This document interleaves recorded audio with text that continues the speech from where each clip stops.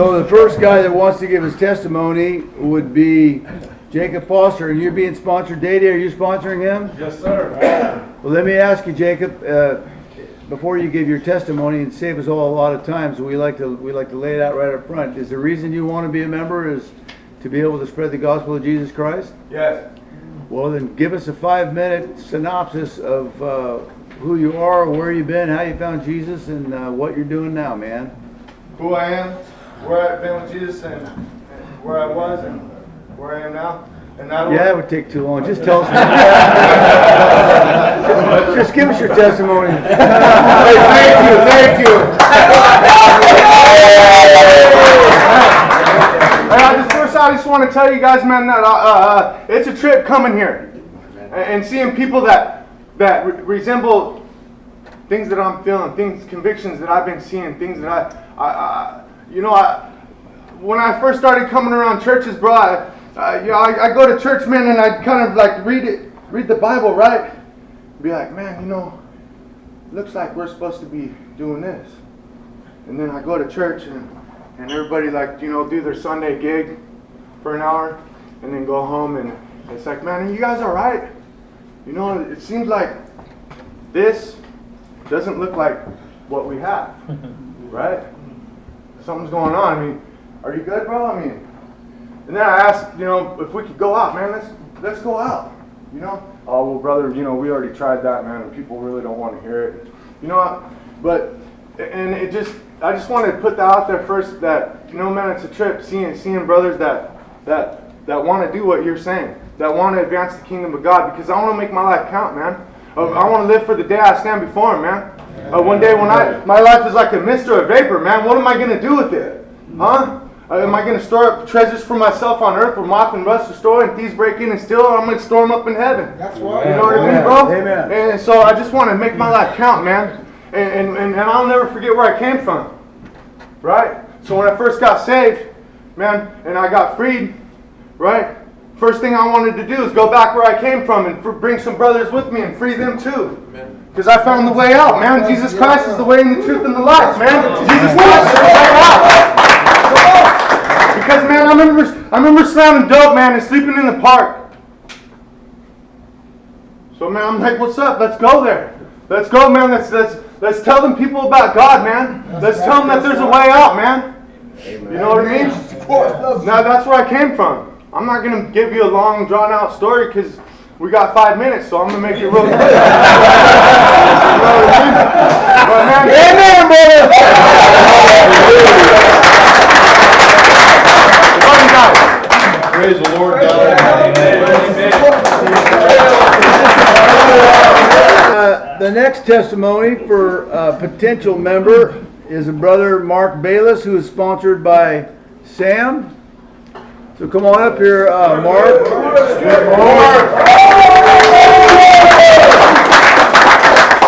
So let me ask you, before you take your walk for your 5 minutes of fame at SOTC, as a member, if you put on one of these vests, would it be your intent, the reason why you're here is to further the kingdom of God? Oh, absolutely. Well, then let us know who you are. Give us your testimony. Oh, okay. So, 5 minutes. I'll keep it short. So my testimony is, I guess you could say I lived a pretty easy life. Parents were, well off, upper middle class. I didn't have to fight for anything. Didn't have a relationship with God. And about 4 years ago, this August, I lost my dad. He's my hero. The night before I spoke to him, I told him I never wanted to speak to him again. I was doing alcohol. I was an alcoholic. I was doing drugs, partying on the weekends, and my dad was trying to help me change my life. That night, he called me. I was going home from class, and I told him, if you don't care, I don't care. Don't call me again. Next morning, August 27, 2016, my dad died of a heart attack. Never, ever gonna get the opportunity to show him how God has changed my life. Moved from Florida to California and joined a church because I did out of respect for my mom. Joined their youth leadership because someone at the church decided that God had spoken to them and told them that I was called for great things.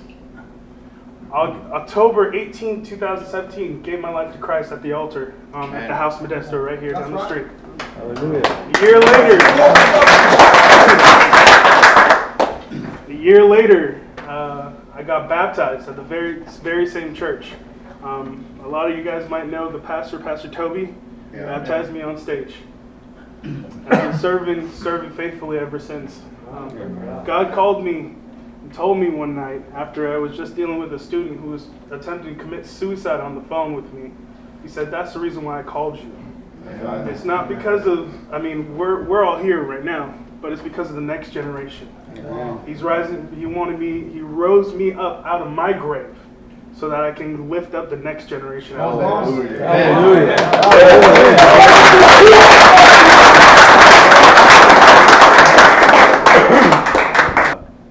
Come on up, Trent, and give us your testimony.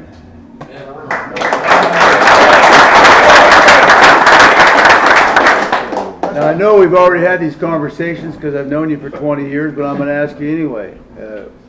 Are you here to be a member because your dad's making you? Absolutely not. Okay, so it would be your intent to wear this vest would be to further the kingdom of God? Yes.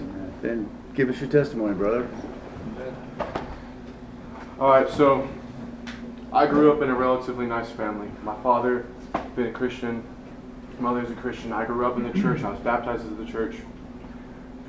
And we fell out of the church, we went back into the church, and I had different experiences with that.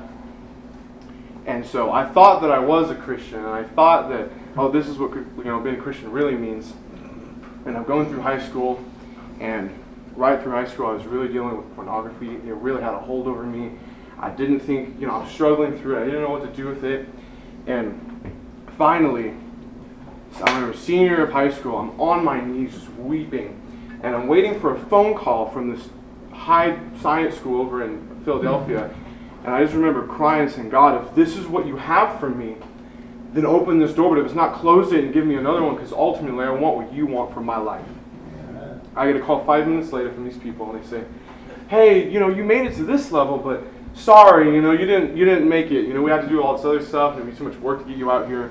And so, I was relieved. I said, "Thank you for calling," and I hung up. I was smiling, I was happy, and I was like, "Okay, God, what do you have for me?" A minute later, I get a text message from someone I don't know. I don't know who it is. I don't know whose phone number it is, and they say, "Hey, have you heard of SCU?" I said, "No. How did this guy get my number?" And so he tells me all about it. Tells me, I was like, "Where's the school at?" And he's like, "Oh, it's at the House Modesto, the same church that I grew up in and was baptized in. I'm now going to college at to be a pastor." And the one thing that has been driving me this whole time, and just to make disciples and to get this experience and know how to make missions and go out and do this stuff, and just like most of my brothers in here, I'm just around these people who say that they are Christians, and we read the same book, but we don't have the same feelings. They're not concerned about making disciples. They're not concerned about the Great Commission, which is why we are here. They're not concerned about changing the world. They're concerned about changing their wallet, changing their immediate life. They want to know about them. They add Christ on Sundays. I'm here to add Christ to the world. Amen. That's a little bit about me.